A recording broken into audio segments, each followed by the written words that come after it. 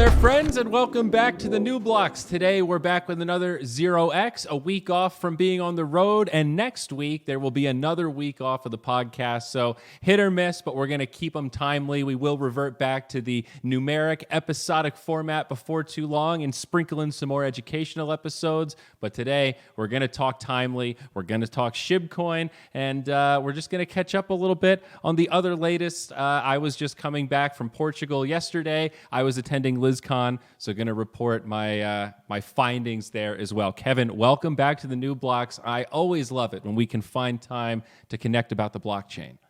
Yeah, absolutely. I was not able to make it to LizCon. I know. I was basically looking at flights, and then my dad texted me and was like, "Hey, I'm getting married. Here's the date." And it was last weekend. Pops. All right, fair enough. Good excuse. Yeah, valid, but still a ton of FOMO feeling from that.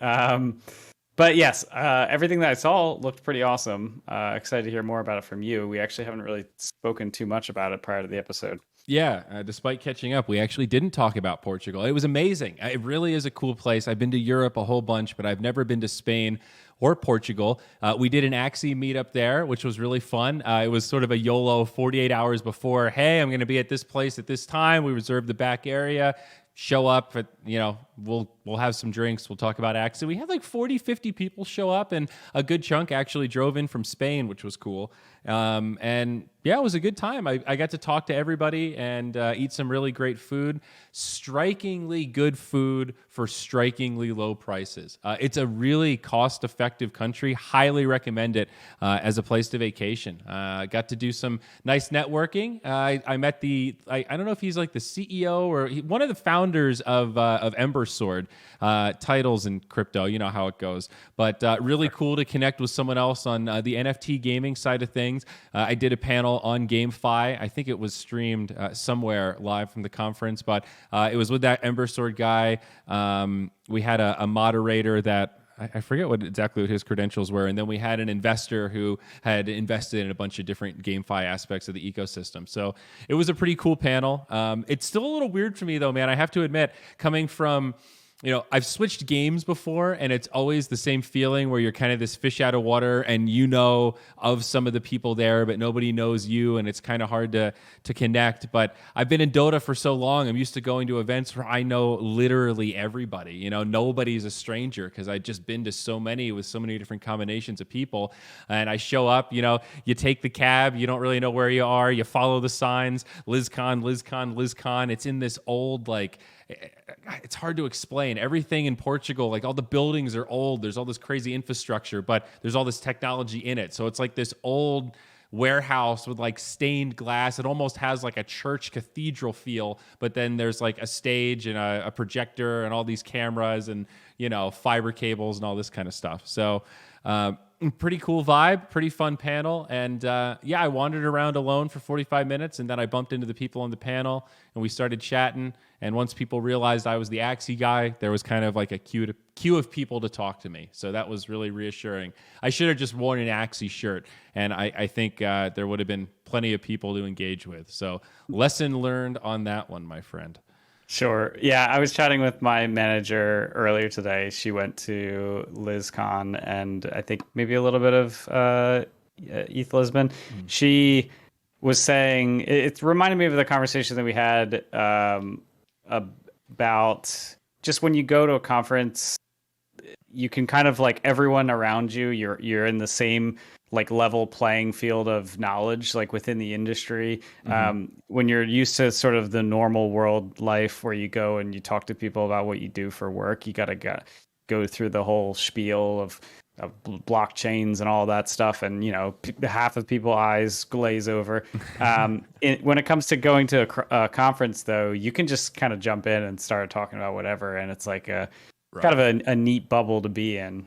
Exactly. No, you're totally right. It's amazing how you can just start engaging with people and start at a very high level, like level 3 or 4 instead of level 0.5 or something. So anyway, was bummed you couldn't make it, but dude, seriously, we got to go. We got to at least plan a vacation if it's not around a crypto thing.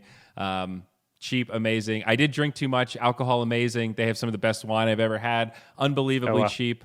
So it's hard to avoid, you know. My uncle was saying he's considering moving to Spain. He was saying that people there just drink wine a lot more in general, and like the cost of wine is way cheaper. Did you notice that? Oh yeah, totally. Food as well. Like the quality of the food, seriously, it was really good and strikingly cheap. As soon as I came back, I bought some garbage in the airport for $20. I mean, I had to take a walk to get my COVID test to fly home. You know, you need a COVID test to get on the plane. I stopped at just a little like tiny pizza shop type thing in the middle of the day. I got a personal pizza for €3.50, man. It's like $4. It's pretty cheap. You know, can of Coke was 65 cents. What year is this? Dude, that's what I'm saying. Like, it's cheap, and it was like a handmade pizza. It was pretty good, you know? And it's awesome. You know, there are some pricey things. We had some seafood at the iconic restaurant Ramiro. I think anyone that's been there, they've probably heard of it. It's like a famous like local joint. And dude, amazing seafood. Had a giant lobster, you know, some clams. Good stuff. Classic. So anyway, yeah, the blockchain stuff was good. Mostly talked GameFi though, and talked to people in the event space. So I'm not gonna lie, buddy, I don't have any new knowledge to report though. I didn't really learn anything. I did the teaching at this one, not the learning. I learned more about other games, mind you. We talked about GameFi, and I definitely learned stuff there, but not too much outside of my little bubble. Yeah, I feel like the conferences that I had been to previously, like I'll go to the sort of like workshops. I remember prior to working at the Truffle team, I had gone to their conference called TruffleCon, and I sat on a couple of their workshops, and like, you know, pulled down the project, like did all the things. And there's only really so much learning that you can do. I mean, hopefully you get in and listen to like a pretty good talk. Despite not making it to Lisbon, I did listen to a couple talks live, and then we'll probably kind of binge a few once they all get uploaded to YouTube. But, you know, there's really only so much like knowledge ingestion that you go for. I think the other part of it really is just hanging out with people, socializing with like-minded individuals. One anecdote, this will make you laugh. I just remembered. I almost wish I told you in the pre-show. So when I checked into my hotel, you know, the concierge, hey, what are you here for? Well, I'm here for work. I work in cryptocurrency. Eyes light up. He goes, I'm one of those, and his English is pretty good, but it's a little bit broken. And once he gets excited, it gets a little bit worse, you know, and he's trying to find the words. He's like, I'm one of those people that made money on Dogecoin and Cardano. I bought Dogecoin at 5 cents. And I was like, all right, well, that's really exciting. He was like, well, what do you do? Tell me about your coin. So I started telling him about Axie and AXS, and I mentioned utility NFTs, and he was making that face and like scratching his chin. And I tweeted like right after that, like, I'm pretty sure I just talked the concierge into cashing out his Cardano and Dogecoin to buy AXS. I was like talking about staking, you know, the APY and that kind of stuff. But it was pretty funny how like, we often talk about the power of memes, and maybe this is a good segue into our topic today with the SHIB coin, Shiba Inu, making big strides. And it's like, I feel like a yo-yo, man. I'm going back and forth where you almost got me believing in the Dogecoin thing of like the power of memes, and even though it's stupid and wasteful as a Bitcoin clone that's, you know, using mining power through a script and Litecoin miners and stuff, like it is kind of cool, but how far does this go? And now we're seeing the Shiba Inu coin, and I wonder if this is good. You know, this thing's making big strides in the market. Like you said, I mean, I'm always like, it's so conflicted on stuff like this. So like for context, today was like a very generally down, like all the crypto market graphs are red except for Shiba, and Shiba is just like 60%, like 30%, and then 60% up on the day. For a little while, it flipped both Doge and USDC, which is just like, it blows my mind. Like I think the challenge in framing all of this is like, even if we collectively as a society decide that like memes are valuable, and even if we decide that like the dog memes are valuable, then we need to like suss out like how do we compare these memes to each other. I think there's an argument here for like SHIB is an ERC20, which means that it is secured by the Ethereum network, which means compared to Doge, when you talk about like the crypto economics here, it would be far easier to go attack the Doge network than it would be to go attack SHIB. So let's see. Now remember though, Dogecoin does merge mine with Litecoin now. So it does. It's not just Dogecoin. So that actually does help its security. But the point is the same, because if you can buy Dogecoin, like their total market cap is what, like 32 billion just about, and Litecoin is like 12.6. So we're still like not even close to what the Ethereum ecosystem looks like. That's at 500 billion, almost like 470, right? So substantially different scale in terms of collaborative attacks for like a 51, right? That's what we're talking about. And of course, like, you know, valuation comes into a lot more than just that. But like when I compare the differences between SHIB and Doge, like there aren't a lot. Like it is the same conceptual dog with a different JPEG. It has like different implementations. I saw that the market cap. I'm sorry, the actual volume count, the number of tokens for SHIB is like already 4 times that of Doge. So it's one of these things where like the creators of SHIB definitely knew what they were doing, sort of like playing with the human psychology of the fact that even though it went up 60% today, it's still only 0.00007 cents per SHIB. So like, why don't I just throw a little bit of money and see what, like, that's the thought process that the average person comes to when they see this. So, you know, it doesn't matter if it's already like well overvalued compared to what reality says that it should be. Like there's the human psychology component to it. And it's complicated. So we're looking at coins right now by market cap. I just pulled it up. So, you know, you got Bitcoin here, big B. It's over $1 trillion, 1.1. It's a giant market cap. Ethereum at 500. Then after that, it's the Binance coin at 75. And then sadly, USDT at 69 and Cardano at 65. So down we go. Right now, Dogecoin is 10th on the list overall market cap. Shiba Inu right behind it. But as Kevin mentioned earlier today, Shiba actually passed it, and I guess momentarily passed USDC also, which makes me feel weird. And even right now, you can see these numbers, like a little bit of green here, but Shiba's up about 200% on the day, on the week rather. I'm sorry, up 70% on the day. So. Yeah, something wild here. And if you look at the circulating supply, you'll see, now if you're dyslexic, I apologize. So we've got the hundreds, we've got the thousands, so we've got the millions, we've got the billions, and then that one's going to be the trillions there. We've got about 400 trillion SHIB coins in circulation right now. And just for comparison, Doge has 131 billion Doge coins in circulation right now. So, you know, we used to look at Doge and think, man, this is ridiculous. You know, in comparison, there's only 32 billion USDC out there. Doge is ridiculous. Shiba Inu just like doubles down on that concept. I mean, doubling down, this phrase doesn't even work anymore. Quadrupling down almost, like quadratically down or something. Like this is...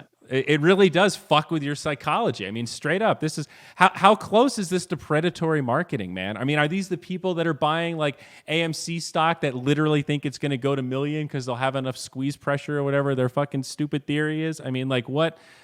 I think the thing that is like maybe morally challenging for me is like in the crypto world, you will be faced with people arguing that all of this stuff is a scam, and like in particular a Ponzi scheme. And I think I've heard it described well that like there are most definitely Ponzi's within crypto. Like you could probably argue that like upwards of 90% of crypto assets are just like some form of a scam, some form of a someone printed a token because they wanted to get rich quick. And like there are varying degrees within the spectrum of like what does it mean to say that like maybe some project like really did have the right intentions and it just didn't pan out, and so like the reality is it's the market cap is not going to last, all the way down to the just like full on like legitimate like going out of your way, the BitConnects of the world where it's like a legitimate like Ponzi scheme. I've heard a differentiator that I think is kind of important within this, which is that of a Ponzi scheme and a Ponzi game. And I probably won't describe it as well as I heard it, but a Ponzi scheme is typically one where there is a structure such that someone is capable of pretty much walking away with like most of the money or a large portion of it.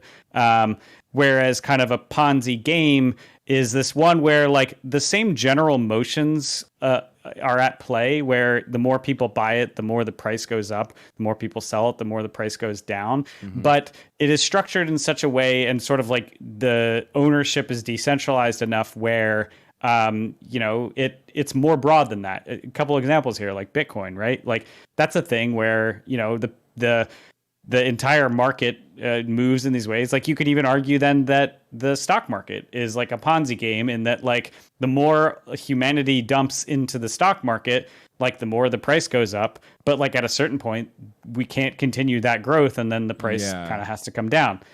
So I think the differentiator is there's not like a clear line within that. But I think when it comes to something like Shiba, it is like very clearly not attempting to do anything conceptually interesting aside from it's Dogecoin. It's meme value. It's value by memes. I think. Oh, sorry. Go ahead. No, go ahead. The game versus scheme thing, if I can summarize, I think I can visualize it in my head. I'm curious if you'll agree with this assessment.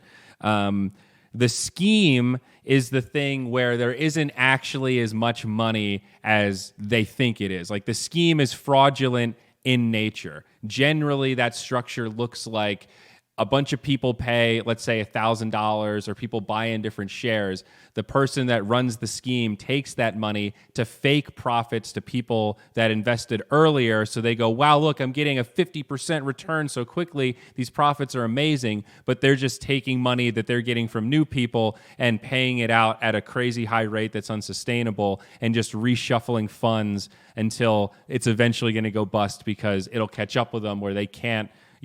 So you're like riding that wave of hype where you're paying people that will basically market it for you by giving you legitimacy. It's a scheme, right? It's robbing Peter to pay Paul, as they say. Yeah. So that is like the original, like Charles Ponzi, the original Ponzi scheme.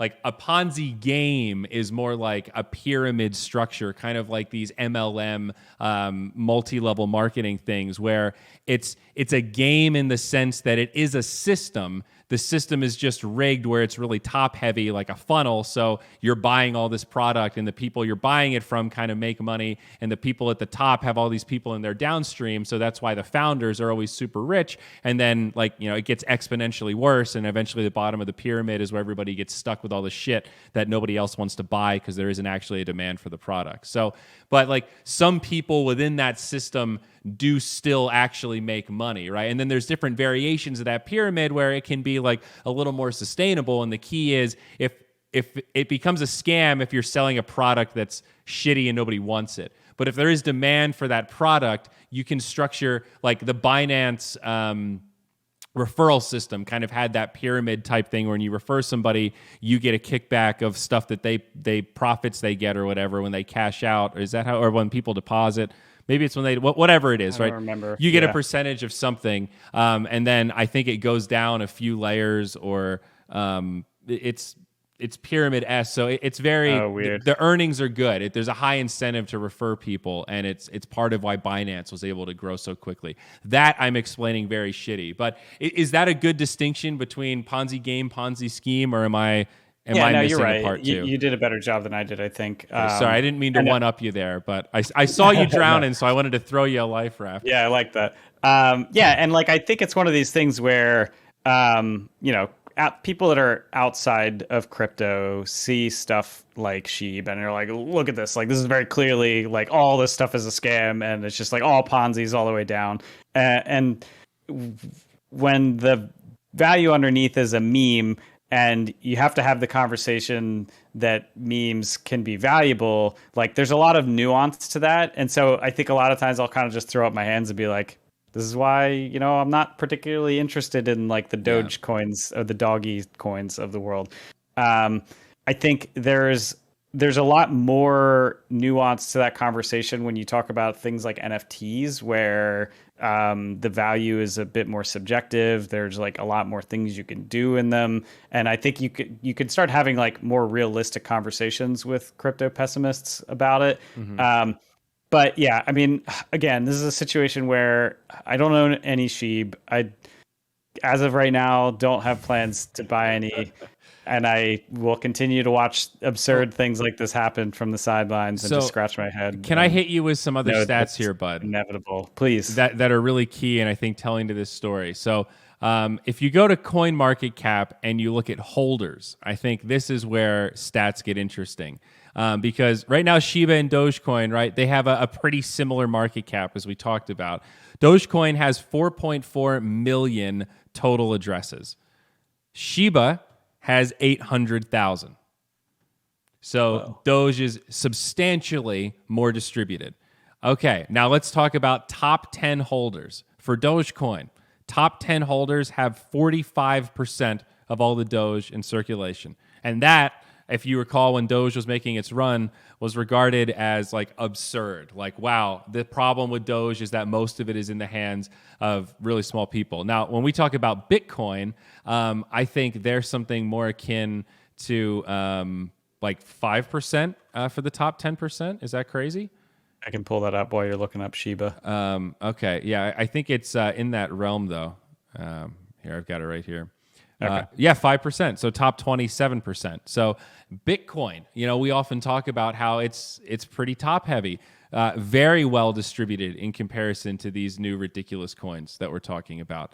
And while we're at it, why don't we just go ahead and take a look at Ethereum just to see. Well, it's actually, they don't have that same data. There's no holders. Oh my gosh. That's so interesting. Yeah, Ethereum's set up differently. All right. So I don't know. I guess we could look up how many total Ethereum wallets there are, and that would it gets into the weird thing. I mean, especially even for Bitcoin. Is that really... Bitcoin in particular? Yeah, it's hard to say. Like the number of addresses don't equal people. But so are you ready for SHIB though? Are you ready for the big reveal? Top 10 holders for Shiba Inu coin, 72%. 72%. So this is an anonymous coin, right? Do we know who created this? Is it a real person? Good question. Actually, I don't know. I actually don't know. That's something I wish we had researched, or I wish I had asked beforehand. But either way, that should tell you something here. Where if you're riding this wave now, it's really these people that started it that are getting super rich, and an anonymous person or persons named Ryoshi. Great. So Ryoshi now has enough money to buy a country. Because if you look at the percentages, I think it's, what did I say before? It's up 5 million% just about all time. So if looking at the top one address, it's 0x dead and then a bunch of zeros and then 42069 all the way down. It seems unlikely that someone was able to generate that easily. That's strange to me. I need to think through how that works. Uh-oh. Engineer Kevin, he's making that face where he's like, because like my understanding is no, I mean I believe it if it's on CoinMarketCap, but my understanding is like in order to get to an address like that, you need to start with like randomized private keys that then output a public address that then output the public key that then output the public address. But I might be confusing this with the way Bitcoin is set up. Anyway. This is wild. Another anecdote on this about just like people that own too much SHIB. There was a wallet, so I saw this on Twitter, a wallet that bought $8,000 worth of SHIB last August, I guess when it launched. It is now worth $5.7 billion. So from 8,000 to 5.7 billion with a B in roughly 400 days. Right. So like seriously, I just had like a Mr. Robot moment here, right? So that's just some random anecdote of some like crazy person that had like way too much money to spend that they put. I mean, that's like a stupid investment, right? Like $8,000 of shit. If you look at its history, very irresponsible. Like it was worth like actually zero from 8/1/2020 to like 4/1/2021. So, you know, buying at like October of 2020 for, you know, thousands of dollars. Like SHIB coin was doing volume of like $100 per day. I mean, this stuff is ridiculous. It was just a dead coin. There would be no reason to do it. Then all of a sudden you start seeing these big movements. Yeah. But what does this mean for like the actual, like this Ryoshi person? I mean, I guess if they move, like it's like trying to sell the Mona Lisa, right? Like moving those tokens, you can't actually cash it out. Yeah, it would have to be, I mean, because all of this is on chain and this is like a good thing, people could then see like, okay, so the top owners of SHIB are now dumping. And it depends on like how quick they try to dump. Can they actually dump? I guess so, because I don't think this is listed on Coinbase and stuff now, right? This token's on exchanges. You could arbitrage. So this gets into all over. The nuance here is the difficulty. Yes, you'd have to, if this person wanted to like move a decently large amount of SHIB, and you know there's a large amount, trillions, then they would need to do it, probably like across exchanges, and like do it in such a way that the idea here is you just don't want to like totally crash the entire market. But if they own 70% of it, and like they don't have all of it in one wallet, so like this person's not that stupid, right? So they don't. Right. They would have a bunch of like that meme wallet that has most of it, but they still have a bunch of other bags that you could totally move around and mix, and it's all anonymous anyway. And you could totally write a decentralized script that sends it in relatively small amounts to different exchanges. And I don't know, man. Is it really that impossible if you're the Shiba Inu guy, if you're dank 420/420/420/00x69, I mean, come on, man. You got the world by the balls right now. Like, who is that guy? What is that guy doing, or that girl doing right now? Buying an airplane and to fly to an island they bought, maybe. But again, I think with we're talking about this money as though it's already locked in, but you know they need to do something with that. Like if you own a life-changing amount of Shiba, it doesn't change your life until you sell it. Similar so it to really do any other thing. That's actually really good framing. Yeah, it doesn't. Yeah, but I mean, it's still like. So what does it all mean, man? Is it real money then? Is this sound money, Kevin? Feels like I'm talking to my grandpappy. I don't know. Anthony Sassano tweeted today, Doge and SHIB are worth more than all of DeFi. And I hate it. I hate it. Because like there are genuinely interesting things. I was getting into a conversation with an old coworker on Twitter yesterday. Someone who was worked software engineer at a bank for quite a while, has a pretty good understanding of the financial system, and is pretty like against blockchains and DeFi.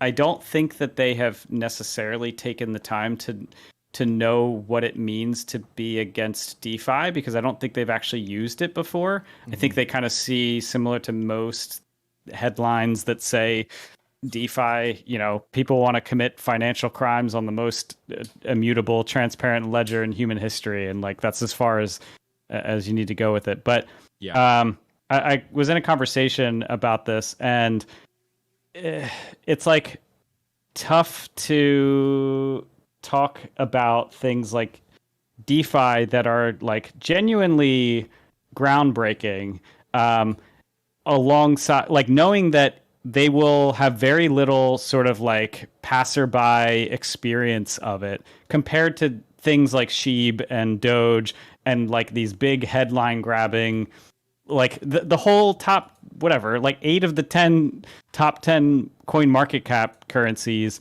are just like almost garbage, right? Like we still have like I feel as though Tether is just like a ticking time bomb. Cardano is this like weird little shit show that will someday release smart contracts in some usable capacity. And like, you know, you go all the way down, like Solana is its own little situation. XRP is like a yeah. Go ahead. No, I was to say Solana's issue is that it's sort of working, but now it's getting completely overrun by bots. And because it's so cheap, it actually makes it easier to run bot scripts that just own all the markets and are invading the ecosystem in a really gross way. And I don't know how that's going to work for them long term. What is XRP these days? I keep hearing about this coin, and I somebody told me the other day, be careful, you're really going to rile people's feathers if you talk shit about XRP. And I couldn't tell if that was sarcasm or not. Like I just stopped thinking about this crypto like years ago, honestly. My very dated understanding of XRP is that they were attempting to they saw what was happening with Bitcoin. They saw the potential of blockchain, knew that it was going to be transformative with money. And so they created this crypto that they minted themselves like a massive supply, and then started selling portions of it to banks and were marketing it as a cross-border payment solution where, you know, they would work with a bank in one country, work with a bank in the other country, and instead of having to send money through the old financial system, you just go buy XRP and then you can move XRP. So they want to replace the Swift code system for wire transfers. That's their stated goal here. Exactly. Okay. But what happened in the last, I don't, it's probably been over a year at this point, is that the SEC sort of saw that pre-mine, saw the fact that they had given themselves the vast majority of the total supply of the coin, and said like, whoa, guys, you're printing yourself trillions of dollars. Like this, we think this matches a security. And so they are, I believe, still in the process of being sued by the SEC. Okay. And at that point, when that was announced, most U.S. exchanges delisted XRP, kind of in anticipation that like this is we want to stay as far away. How's its market cap so high still? How is it the 7th most popular crypto? This is mind blowing. I think it's still because like the global Binance, not the U.S. specific Binance, you can still buy it through that, and you know other countries outside the U.S. you can still buy it. I'm more surprised people are speculating on it still. Why wouldn't you move that? Like you can't DeFi with it or anything, right? There's no. I mean, there's no real anything that's interesting happening here. Yeah. And then I still don't, Polkadot's number 8. I still don't know anything about Polkadot. I literally a single thing. Educate me. Okay, so I have some conversations with my friend who works at well, Kevin, it's an open source sharding multi-chain protocol. That doesn't explain it to you for you? I mean, come on. It's a sharding multi-chain protocol. Get over it. Well, fuck you, dude. They were the first ones to shard themselves before Ethereum could. Okay. My impression of this, and again, I spend most of my time learning about the Ethereum space, not so much the Polkadot space, is that there's a lot of interesting ideas here. Very, very technically minded people are that kind of like go down the little Polkadot rabbit hole, get into it, because architecturally it did what Ethereum was trying to do in a way that could theoretically then scale longer. Like it foresaw the sort of like layer 2 scaling world that we described in our scaling episode, and they anticipated that this would be a challenge, and so they like made some underlying changes that could sort of like re-architect it where there's some consideration with that in mind, and it created this whole ecosystem. Well, the problem is that like it just hasn't been adopted, right? Like there are some projects that have decided to like go off the beaten path and head on down to Polkadot, but that's just not where anything is happening, really, not DeFi or NFTs. And so it's one of these things that like as a software engineer, it's intellectually interesting to me, but as sort of just like someone who is actually watching the space evolve, it hasn't really gained anywhere near the network effect. So it's just final thought here. People, I think the reason why it is as high as it is on the coin market cap list that people see this similar to like Cardano, similar to Solana, as like an ETH alternative in case ETH fails. They want to hedge their bets. But its stated goal is not to be a world computer. It sounds like it's trying to be a bridge between all the blockchains, right? Yes, this is where it gets complicated because it can be, so it's trying to be both that, like, and it has this thing where you can like create what they call parachains and like use them. What I meant by the like them seeing the scaling problem, it's very focused on blockchain interoperability.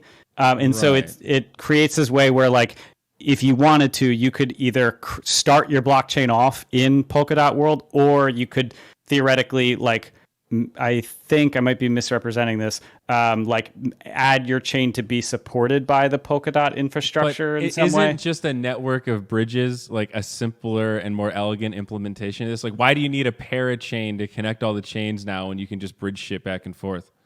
Right. I think that's like the reality of the situation is that when you over-engineer problems... I didn't mean to ruin it. That's my bad. Or when you can have this like really cool over-engineered solution, but if like people had already just started building the bridge with like sticks and clay, then by the time you're getting like any sort of attraction, like the sticks and clay bridge has just been torn down 78 times and people finally just like, you know, did all of the work necessary. And like there was enough of a network effects that grew where the established player kind of like solved the problems in advance. Yeah, so I mean, it might be more nuanced than what I'm giving it credit for. It seems like an interesting solution, but I'm like reading about this parachain thing while you're explaining it, and it seems a little overly complicated, I guess. And I don't really get where the token ties into it either. Like, you don't need a token for a bridge. So, like, what does the Polkadot token actually do? It is like... I guess it's governance. That's a big part. Yes, it says it's here, because it's that, and it's like they are already proof of stake, so you can stake the Polkadot token. I think it... so that's what secures the parachains is the staking of the Polkadot token. Oh, okay. Yes. All right. Okay. That makes sense. I think that's similar to why Cardano has such a high market cap, is that like people that wanted early on to like speculate against or you know hedge against their bets of Ethereum would go ahead and buy Cardano, and oh look, you can also go earn interest in Cardano. Right. So even like separate from the price action, I can earn more Cardano in the process. I think that's like where you get into the mentality. It is worth noting both Cardano and Polkadot were created by co-founders of Ethereum that split off from the original project. Now, did they split off, or were they kicked out? Well, no, that's part of the story. Yeah, I know. The Cardano guy was kicked out. My understanding, I would definitely... Let me guess, he talked too much. Didn't seem like it was that simple. If you watch any of his videos, you will see that he has a very strong personality. His name's Charles Hoskinson. And he... I would encourage anyone that's super interested in like Ethereum history to go check out Camilo Russo's book, The Infinite Machine. It goes into some of this. Charles Hoskinson was and is like very much has a strong personality. And I think just kind of wanted to do it his way. When Vitalik was starting the Ethereum Foundation along with the other co-founders, they kind of had to have the decision about should this be a nonprofit organization, the Ethereum Foundation, or should we make this sort of like the Google, like the private company that sort of like builds the thing. And Vitalik and sort of most of the co-founders were of the mindset that like for this to work, this vision of this kind of like open world computer, we do kind of have to, this maps so much closer to the model of a nonprofit. And that's the route they went. And Charles wanted to go the route of becoming the privately owned Google of the world. So that's what he did when he created Cardano.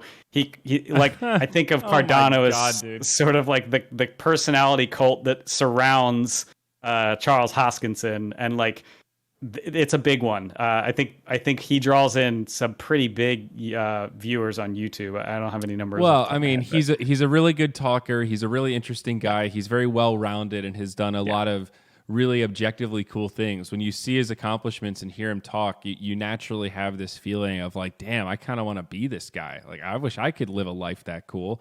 And he's very convincing. And honestly, he's a very smart individual that really does understand the technical side of blockchain, like to a really, really deep and well-rounded degree. And that is kind of rare these days. You know, there aren't a lot of those people that can like walk you through every single step of how the blockchain works, all the different levers, and why you have to calibrate them certain ways that you do.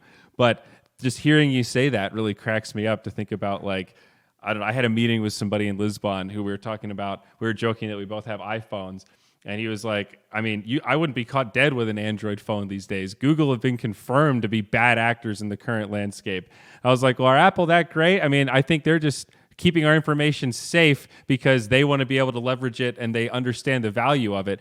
And he's like, well, yeah, totally. They're not altruistic, but they definitely do a better job of keeping it all within the wheelhouse than some of these other platforms. You know, like it's amazing to me how Facebook has this like, oh, I don't trust Facebook with my data. What? But people look at Google and go, I don't mind Google having my data. And it's like, I don't know that they're really that different at the end of the day, right? I think they're both not good actors. Maybe they're not exactly the same in every regard, but I don't really think Google's a good actor anymore. Is that even like a hot take? I feel like Google's what our new world is trying to take down, man. Well, I think they summarized it well when they previously had the slogan, do no evil. And then they kind of just like deleted that slogan. And that's not to say that like they want to do evil now. But it's a funny thing. It's a funny thing to remove. I remember there was I forget which one it was, a blockchain that then took that slogan and described it as going from do no evil to can't be evil, which I think does a good job of summarizing sort of like what the blockchain is here for. It's like, even if you wanted to, like, this is architected in such a way that you know, you own your own data, et cetera, et cetera. Just deleting it kind of virtue signals the like, we'll tolerate a little evil. Well, just a dash of evil. We're open to it. You know? Just we'll dip our toe. Now, if it's evil, but it does have a net benefit, can we really say that it's evil? You know, wow. That is hysterical. Anyway, to summarize, I use both Facebook and Google for the record. So, you know, I say all that. It's just more, it's like the perception is, it's so funny how different people, you know, talk about these platforms. Yeah, it's one of those things where I think if you boycotted everything that you disagreed with, like, you would probably be living in the woods at this point. And it's the world's highly centralized now, dude. It's all like that whole like, oh no, but the credit check, you know, like if you were applied for a mortgage, you got to give them a lot of information. Like there's things that just like to get a car loan, like you have to submit a credit check in a lot of cases, unless you have like a briefcase of cash. And if you do, like everything is all that sends up more red flags, right? Like even to register to vote, you put information in that ends up being this public record. You start getting all this extra spam mail, all these phone calls, all this bullshit. Like it's hard to engage with the world and keep it all completely tight, even in, you know, non-crypto like financial things. Yeah, I think to summarize my soapbox of angrily yelling at the coin market cap top 10. Damn it. I think that my answer to your question about what does this all mean, I think it means that we're early. I think it means that the things that are happening right now in speculative crypto world are founded in headlines about things that are so inconsequential to the reality and the long term of where this stuff is going. And I think that it's just really a sign that like we're early. I don't know. It's one of those things that's it's tough to see it when you're in it, to see what looks to be confusing and things that shouldn't happening. But you know, when some of the more interesting DeFi protocol tokens like don't even make the top 20, 30. Yeah, how on the come list. like DAI is 31, Filecoin is 29, FTX is 28, Axie is 26, Phantom is 23. Like even Litecoin is 18, Polygon 19, Chainlink only 15. Aave 42. Yeah, Graph Aave 41. Aave 42. That's Maker 60. Yeah, we can bananas. go on, right? Yeah. Now there are a couple though that I am happy to see, like Bitcoin SV, not doing so hot these days, down to 55. I couldn't be more happy about that one. That's Craig Wright's coin, right? Yes, that is right. That guy is a douche nozzle deluxe. I don't know if I hate anyone in modern times as much as him. He's really terrible. He is the guy who has sued multiple people for saying that he is not Satoshi Nakamoto. And if I had to take a guess, I would say that the person who created Bitcoin anonymously might not go out of their way to then later sue people for just move a token. Dude, move a coin on one of the Genesis blocks, and we got it, dude. This is like the easiest mystery to verify. I just don't understand how you can maintain how this isn't like some Joseph Smith shit where you can just be like, the plates disappeared. I lost the keys. Well, then we don't fucking believe you. The guy that made this thing wouldn't have just lost all the keys to all the original coins that he had. That's unbelievable. You know, I refuse to accept that. So it's just, I digress. Narcissistic personality disorders. Another one, Bitcoin Cash. That's at 21. That's a coin that I'm glad we don't ever talk about. We never should talk about. I wish it was lower. I can't believe it's still 21st. Absolute garbage. Just a complete Bitcoin useless clone. Is it a different mining protocol? I guess so. You have to switch miners to specifically Bitcoin Cash. So it is. God, this is the one that Kim.com was shilling. So sad, man. Bitcoin Cash. Oh, Cash. Okay. Yeah, used to. Yeah, I don't know. It's a crazy world. But it's exciting. Yeah, that's why I like focusing in our little Ethereum bubble, our Ethereum universe. It makes me quite happy. I think I'm here for the excitement of crazy new things, not necessarily crazy new weird financial opportunities / Ponzi schemes. Yeah, I mean, as maybe a nice altruistic closer to that, or something a little more positive. Like one thing that I've been maybe struggling is a bit of a negative framing, but trying to deal with on Twitter and related to the Axie world is now that we have so many users and there's like so much adoption and money in the ecosystem, people sort of have flipped the script on us a little bit and said, well, now that you've done this, you're not a game anymore. You're a launched thing, and now you got to just keep people's investments safe. You got to just help people earn. Everybody should be able to earn. Like, people don't like that we moved the MMR minimum to 800 instead of 0 to start earning. So now you have to actually be like above a certain threshold. Because that's where all the bots were. They were just playing at like the 0 MMR level and just getting that little tiny bit. But because it's automated, it's still kind of efficient at scale, all this kind of stuff. Yep. It's almost like mining. But like it has to be a game first, because that's part of what gives the ecosystem value. And the play to earn part is really cool and it's amazing, and investments are a big part of the game and the ecosystem. But it's not UBI first. You know, like we might be able to scale to this awesome, like kind of universal basic income, but not exactly. It's like sort of through gaming, and it's a different vehicle. It can be a form of earning, but it's got to be through a vehicle of gameplay. And at the end of the day, it's rewarding people for participating in the ecosystem. The participation we need in a competitive game are people that want to play competitively, and saying you need to be above the bottom 10% to start earning. I think that's like in line with the sort of incentive structure that makes the ecosystem valuable. I also, I mean, it's one of those things where I think people need to remember that this is an alpha. I think you not only deserve the right, but I would hope that at this point you're still experimenting. I don't think an alpha is meant to be set in stone in really any capacity. I recognize that, like, when money's on the line, emotions are going to be higher than in other fields, but I think you are what you're saying about this being a game first is kind of the important thing here. And I think if you have too much money in this game to the point where any sort of like meta change would affect your portfolio in such a way that you'd be upset, sounds like you have too much money in this game.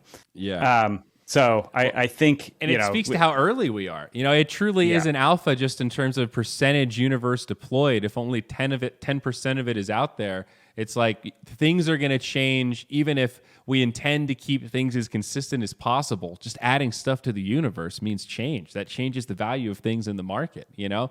Even outside of just like gameplay nerfs or buffs or independent metas, like you launch land and maybe plant axes can do something on the grass and water axes can do something in the water or something like or aquas rather. All of a sudden, like there's just a change in perceived value in the marketplace, and that has ripple effects. So I say that kind of to echo the point you made before, that we really are early with this stuff, and the stuff that excites me are building these new tools. And I'm